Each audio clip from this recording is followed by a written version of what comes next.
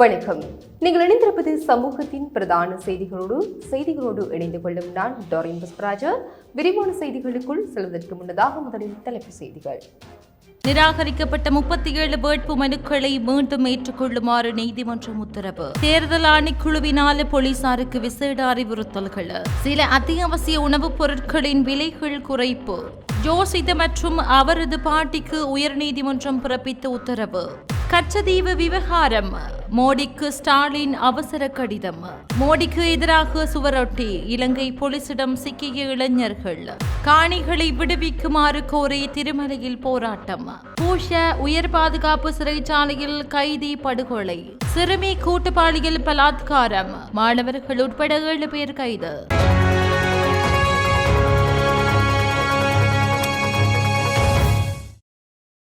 உள்ளூராட்சி மன்ற தேர்தலுக்காக நிராகரிக்கப்பட்ட 37 வேட்பு மனுக்களை மீண்டும் ஏற்றுக்கொள்ளுமாறு சம்பந்தப்பட்ட தேர்தல் அதிகாரிகளுக்கு மேன்முறையீட்டு நீதிமன்றம் இன்று உத்தரவிட்டது. அங்கீகரிக்கப்பட்ட அரசியல் கட்சிகள் மற்றும் சுயேட்சை குழுக்கள் தங்களது வேட்புமனுக்கள் நிராகரிக்கப்பட்டதை எதிர்த்து தாக்கல் செய்த ரிட் மனுக்களை ஆராய்ந்த பிறகு மேல்முறையீட்டு நீதிமன்றத்தின் பதில் தலைவர் முகமது லாஃபர் தாகிர் மற்றும் KP பெர்னாண்டோ ஆகியோர் அடங்கிய மேல்முறையீட்டு நீதிமன்ற நீதிபதிகள் அமர்வு இந்த உத்தரவை பிறப்பித்தது. பிறப்புச் சான்றிதழின் மூலப்பிரதி இணைத்தல், சத்திய கடிதம் தொடர்பான பிரச்சினை மற்றும் பிறப்புச் சான்றிதழின் நகல் தொடர்பான பிரச்சினை என்பவற்றால் நிராகரிக்கப்பட்ட வேட்புமனுக்கள் தொடர்பான தமது தீர்ப்பை மேன்முறையீட்டு நீதிமன்றம் அறிவித்தது. உள்ளூராட்சி தேர்தல் சட்டம் மற்றும் செலவு ஒழுங்குமுறை சட்டம் குறித்து போலீஸ் அதிகாரிகளுக்கு விழிப்புணர்வு ஏற்படுத்த தேர்தல் ஆணைக்குழு நடவடிக்கை எடுத்துள்ளது. அதன்படி ரத்தினபுரி மாவட்டத்தை மையமாக கொண்டு இதன் மற்றொரு கட்டம் இன்று நடைபெற உள்ளது.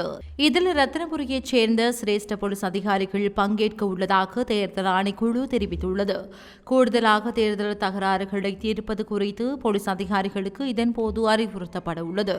இந்த திட்டத்தின் பல கட்டங்கள் சமீபத்தில் பதுளை, நூரெலியா மற்றும் கண்டி மாவட்டங்களை மையமாக கொண்டு நடத்தப்பட்டதாகவும் இந்த திட்டங்கள் முழு நாட்டையும் உள்ளடக்கும் வகையில் நடத்தப்படும் எனவும் தேர்தல் ஆணைக்குழு தெரிவித்துள்ளது.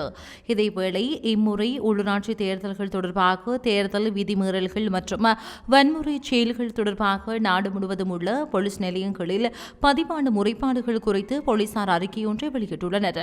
நேற்றைய தினத்தில் தேர்தல் விதிமீறல்கள் தொடர்பான 5 முறைப்பாடுகள் பதிவாகியுள்ளதாக அதில் குறிப்பிடப்பட்டுள்ளது. 7 அத்தியாவசிய உணவுப் பொருட்களின் விலைகளை குறைக்க லங்கா சதோச நிறுவனம் முடிவு செய்துள்ளது. இதன்படி பெரிய வெங்காயம், டின் மீன், சிவப்பு சீனி, பருப்பு, நாட்டரிசி, கோதுமை மா மற்றும் சிவப்பு பச்சை அரிசி ஆகியவற்றின் விலைகள் குறைக்கப்படும் என சதோச நிறுவனம் தனது அறிக்கையில் தெரிவித்துள்ளது.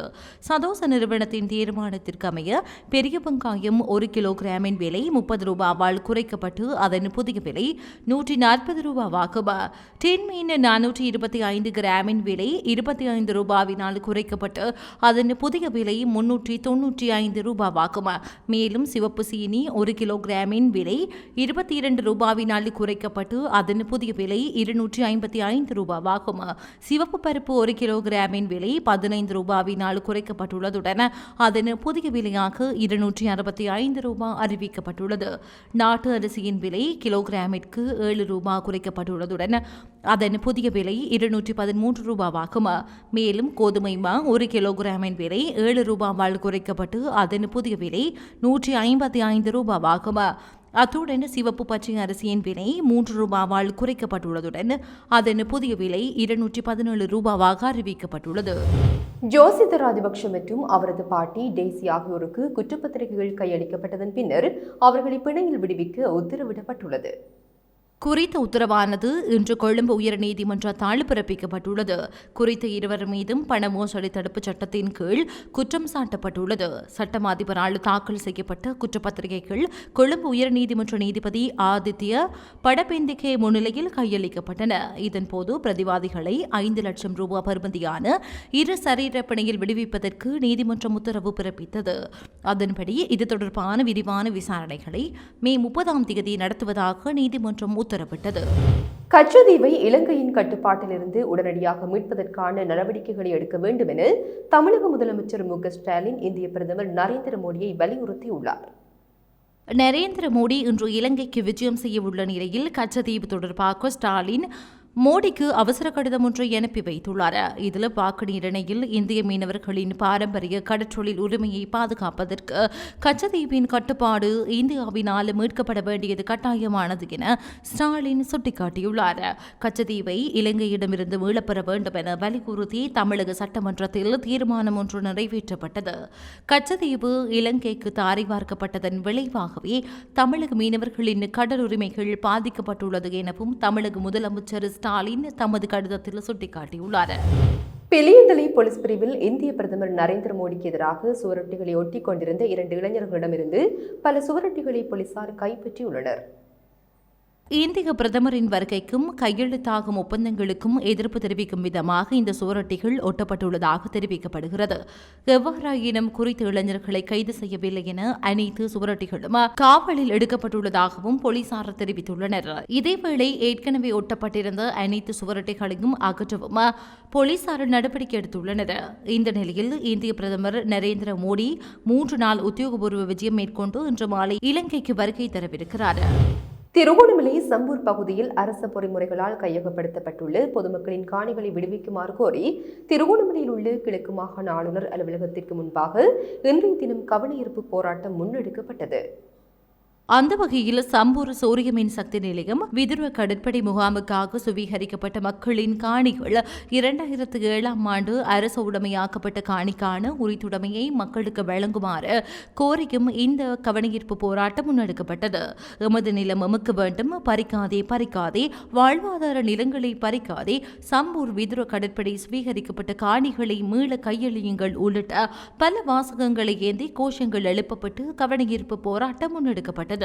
இதன்போது ஆர்ப்பாட்டத்தில் ஈடுபட்டோர் கிழக்கு மாகாண ஆளுநர் அலுவலகத்திற்கு சென்று கிழக்கு மாகாண ஆளுநரின் பொதுமக்கள் தொடர்பாடல் உத்தியோகத்தரிடம் மகஜர் ஒன்றினை கையளித்த பின்னர் கவனஈர்ப்பு போராட்டம் நிறைவடைந்தது.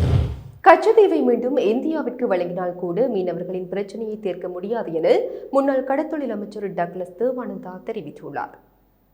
யாழ் ஈச்சமூட்டை கலட்டிப்புழும் ஞானபகிரவர் தேவஸ்தான மகா கும்பாபிஷேக நிகழ்வில் கலந்து கொண்டதன் பின்னர் ஊடகங்களிடம் கருத்து தெரிவிக்கும் போதே அவர் இவ்வாறு தெரிவித்தார்.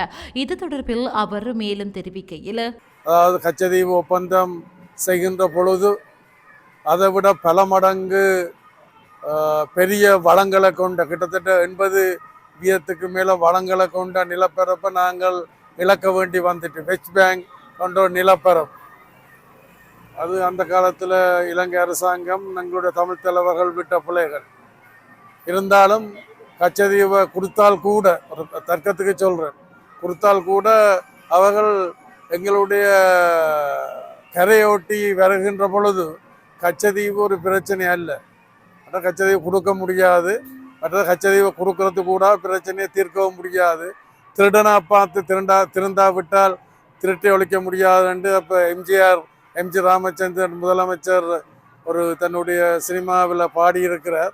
அது மாதிரி தமிழ்நாட்டு கடற்தொழிலாளர்கள்லாம் சரியான முடிவுக்கு நல்ல முடிவுக்கு வர வேண்டும். பூச உயர் பாதுகாப்பு சிறையில் கைதி ஒருவர் படுகொலை செய்யப்பட்டதாக தெரிவிக்கப்படுகின்றது. கூர்மையான ஆயுதத்தால் தாக்கி இவ்வாறு அவர் கொலை செய்யப்பட்டதாக தெரிவிக்கப்படுகிறது. விளக்கமறியலில் வைக்கப்பட்டிருந்த கைதி ஒருவரே கொலை செய்யப்பட்டுள்ளார்.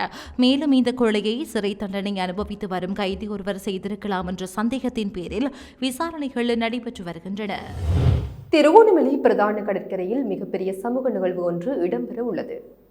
இந்த நிகழ்வு திருகோணமலை விடுதிகள் சங்கத்தின் சார்பில் அச்சங்கத்தின் தலைவர் குமார் ஜெயக்குமார் தலைமையில் இம்மாதம் 11ஆம் தேதி முதல் 14ஆம் தேதி வரை நடைபெற உள்ளது. இதன்போது மாபெரும் உணவு திருவிழா, காணிவேல் மற்றும் இலங்கையின் தலை சிறந்த இசைக்கலைஞர்களுடன் தமிழக இசைக்கலைஞர்களும் இணைந்து சிறப்பிக்கும் இன்னிசை திருவிழாவும் இடம்பெற உள்ளது. இந்த நிகழ்விற்கான நுழைவு முற்றிலும் இலவசமாக வழங்கப்படுகிறது. இந்த நிகழ்வில் காசு, பணம், துட்டு, மணி பாடல், பிரபலம், கானா, பாலா உட்பட பல தென்னிந்திய இசைக்கலைஞர்களும் இணைந்து சிறப்பிக்க உள்ளனர். இந்த இன்னிசை நிகழ்வு இந்தியாவின் மியூசிக் மாரிக் விஜயின் இசைக்குழுவினரும் இணைந்து கொள்கின்றனர். குருநாகல் தம்புள்ள பிரதான வீதியில் இப்பாகமோ பகுதியில் வீதியில் சென்று கொண்டிருந்த லொரியின் டயர் வெடித்து லொரி விபத்துக்கு உள்ளாகியுள்ளது. இந்த சம்பவம் இன்றைய தினம் அதிகாலை இடம்பெற்றுள்ளது. இதன்போது அதில் பிரயாணம் செய்தவர்கள் சிறுகாயத்துக்குள்ளாகியதோடு அருகில் உள்ள மின்கம்பமும் சேதமடைந்துள்ளது. குறித்த விபத்தில் காயமடைந்தவர்கள் உடனடியாக குருநாகல் வைத்தியசாலையில் அனுமதிக்கப்பட்டதாக தெரிவிக்கப்பட்டுள்ளது. சம்பவம் தொடர்பில் போலீசார் மேலதிக விசாரணைகளை முன்னெடுத்து வருகின்றனர். பாடசாலை மாணவி ஒருவரை கூட்டு பாலியல் துஷ்பிரயோகம் செய்த குற்றச்சாட்டில் 5 மாணவர்கள் உட்பட 7 பேர் கோமாகம போலீசாரால் கைது செய்யப்பட்டுள்ளனர். 15 வயதுடைய பாடசாலை மாணவி ஒருவரே இவ்வாறு பாலியல் துஷ்பிரயோகத்திற்குள்ளாகியுள்ளதாக போலீசார் தெரிவித்தனர். கைது செய்யப்பட்ட மாணவர்களில் பாலியல் துஷ்பிரயோகத்திற்குள்ளான மாணவியின் காதலனும் அடங்குவதாக போலீசார் தெரிவித்தனர். குறித்த மாணவி மேலதிக வகுப்புக்கு செல்வதாக பெற்றோரிடம் கூறிவிட்டு தனது காதலனுடன் வெளியே சென்றுள்ளார். இதன்போது சந்தேக நபரான காதலன் மாணவியை ஏமாற்றி கோமாகம பிரதேசத்தில் உள்ள வீடொன்றிற்கு அழைத்துச் சென்று கூட்டு பாலியல் துஷ்பிரயோகம் செய்துள்ளார் போலீஸ் விசாரணையில் தெரிய வந்துள்ளது. இதனையடுத்து பாலியல் துஷ்பிரயோகத்திற்குள்ளான மாணவியின் பெற்றோரால் கோமாகம போலீஸ் நிலையத்தில் அளிக்கப்பட்ட முறைப்பாட்டின் அடிப்படையில் மேற்கொள்ளப்பட்ட விசாரணையில் சந்தேக நபர்கள் கைது செய்யப்பட்டுள்ளனர். பாலியல் துஷ்பிரயோகத்திற்குள்ளான மாணவி பரிசோதனைக்காக கோமாகம ஆதார வைத்தியசாலையில் அனுமதிக்கப்பட்டுள்ளதாக போலீசார் தெரிவித்தனர். நீதிமன்ற உத்தரவுகளை மீறி சுகாதார அமைச்சகத்தின் முன் ஆர்ப்பாட்டத்தில் ஈடுபட்டு அனைத்து பல்கலைக்கழக மாணவர் ஒன்றியத்தின் ஏற்பாட்டாளரையும் மற்றொரு நபரையும் பிணையில் விடுவிக்க நீதிமன்றம் உத்தரவிட்டுள்ளது. விளக்கமறியலில் வைக்கப்பட்டிருந்த இருவரும் இன்று மாளிகாகந்த நீதவான் நீதிமன்றத்தில் ஆஜர்படுத்தப்பட்ட போது இந்த உத்தரவு பிறப்பிக்கப்பட்டது. நீதிமன்றம் அவர்கள் இருவரையும் தலா 10 லட்சம் ரூபாய் பெறுமதியான 2 சரீர பிணைகளில் விடுவிக்க இதன்போது உத்தரவிட்டார். கோரிக்கைகள் சிலவற்றை முன்வைத்து இணை சுகாதார அறிவியல் பீட மாணவர் சங்கம் கடந்த 27ஆம் தேதி சுகாதார அமைச்சகத்தின் முன் ஆர்ப்பாட்டத்தில் ஈடுபட்டது. இதன்போது கைது செய்யப்பட்ட 25 பேர் இதற்கு முன்னர் 10 லட்சம் ரூபாய் பெறுமதி சரீர பிணைகளின் கீழ் விடுவிக்கப்பட்டமை குறிப்பிடத்தக்கது. இத்துடன் சமூகத்தின் பிரதான செய்திகள் நிறைவு பெறுகின்றன. தொடர்ந்தும் சமூகத்தோடு இணைந்திருங்கள். இது போன்ற செய்திகளை தெரிந்து கொள்ள சமூகம் நியூஸ் சேனலை சப்ஸ்கிரைப் செய்து அருகில் உள்ள பெல் பட்டனை கிளிக் செய்யுங்கள். மேலும் இது போன்ற செய்திகளை உடனுக்குடன் தெரிந்து கொள்ள சமூகமீடியா.com என்ற இணையதளத்தின் வாயிலாகவும் எங்களுடன் இணைந்திருங்கள்.